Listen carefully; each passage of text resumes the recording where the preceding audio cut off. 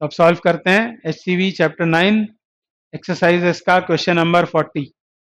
In a gamma decay process, the internal energy of a nucleus of mass capital M decreases. A gamma photon of energy E and linear momentum E by C is emitted and the nucleus recoils. Find the decrease in internal energy. वैसे तो ये question है nuclear physics का.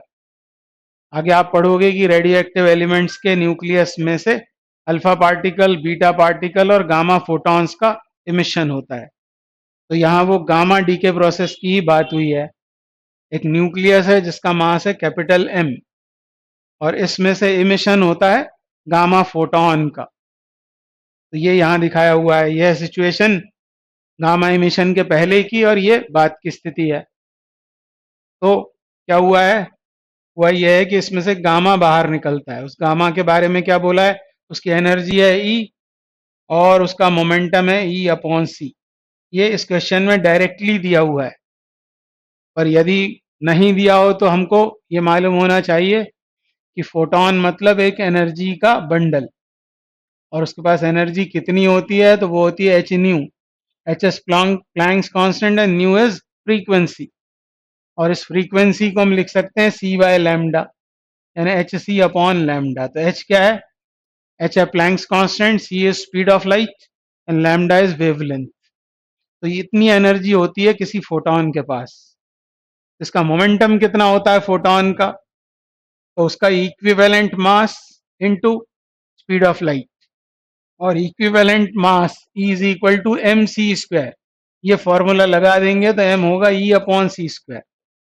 E/c² into c और c एक cut जाएगा तो ये हो जाएगा E/c.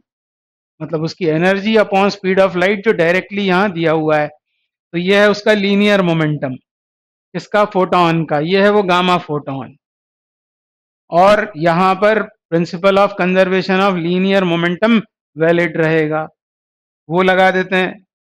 कोलिजन के पहले मोमेंटम कितना है? 0. और बाद में कितना होगा? बाद में गामा का कितना हो गया? E/c. ये गिवन है. और मान लेते हैं ये न्यूक्लियस रिकॉइल होता है विथ स्पीड v. तो प्लस mv, ये v है रिकॉइल स्पीड उस न्यूक्लियस की. और वो कितनी हो जाएगी? वो हो जाएगी -E/mc. E/mc.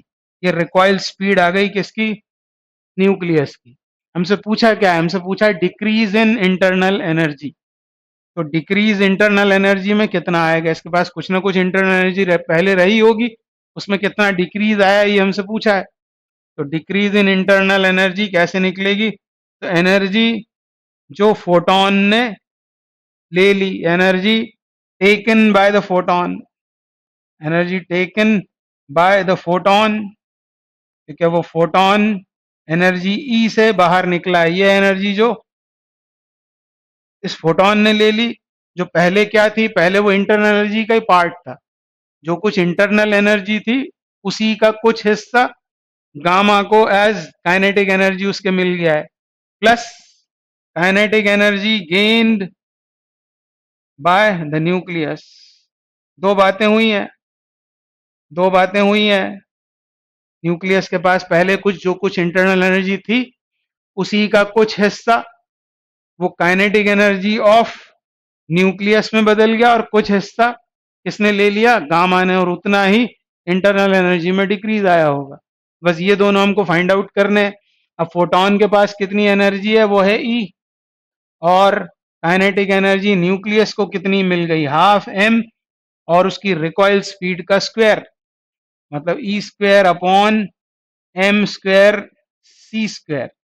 ये एक m कट गया और इसमें से E यदि बाहर कर लें, कॉमन कर लें, तो ये हो जाएगा 1 प्लस E/2mc². तो ये होगा इंटरनल एनर्जी में डिक्रीज. मैं आंसर चेक कर लेता हूं.